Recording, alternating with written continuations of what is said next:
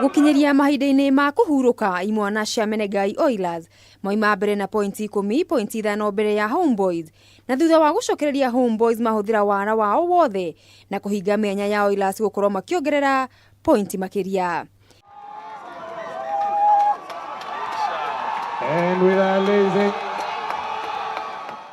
Rĩrĩ nĩ rita rĩa mbere Menengai Oilers kũiyũkia ũtorania ngucanio-inĩ cia athaki 10 oro mwena gĩkĩro-inĩ kĩa Main Cup.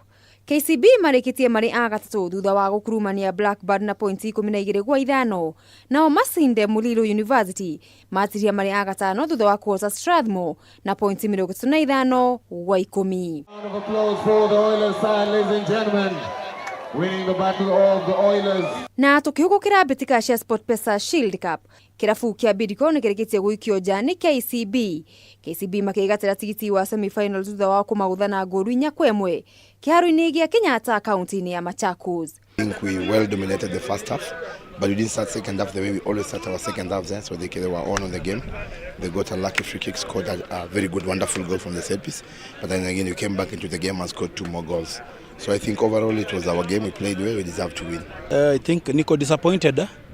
Juu lose 4-1 ni unacceptable. Having that other card tulikuwa tunacheza timu iko Premier League, but 4-1 hapana.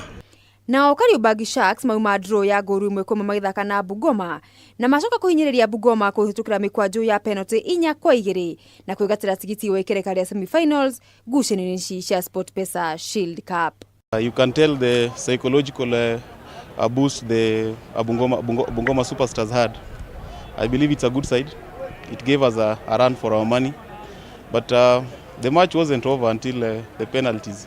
I'm very proud of myself, even to the boys, I'm very proud of them, because this is the first time this team is reaching this stage. Ngĩribotera metha ya mathako ya Kameme TV, rĩtwa rĩakwa nĩ Mugure wa Karuiru.